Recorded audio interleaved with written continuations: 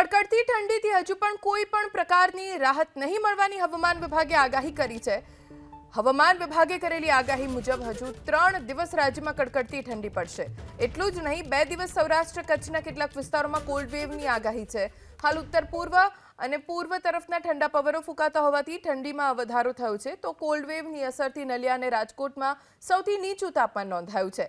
3 દિવસ પછી લઘુત્તમ તાપમાનમાં વધારો થતા ठंडी में सामान्य घटाडो थई शके छे। अगले 3 दिन में कोई ज़्यादा चेंज आने की उम्मीद नहीं है और 3 दिन के बाद थोड़ा सा ग्रेजुअल राइज की उम्मीद है दोनों सौराष्ट्र कच्छ और खासकर गुजरात रीजन में। और जो आज का जो रियलाइज्ड वेदर रहा है वो थोड़ा 2 जगह पे कोल्ड वेव आया है, नलिया और राजकोट में। और जो मिनिमम टेम्परेचर लोएस्ट मिनिमम रहा है नलिया में रहा है वो 5.0 डिग्री सेल्सियस, जो कि नॉर्मल से 7.6 डिग्री कम है। आने वाले दिनों में 2 दिन के लिए हमने आइसोलेटेड पॉकेट्स में कोल्ड वेव दिया है, खासकर नलिया और राजकोट में, कच्छ और राजकोट डिस्ट्रिक्ट्स में कोल्ड वेव दिया गया है फॉर नेक्स्ट 48 आवर्स के लिए।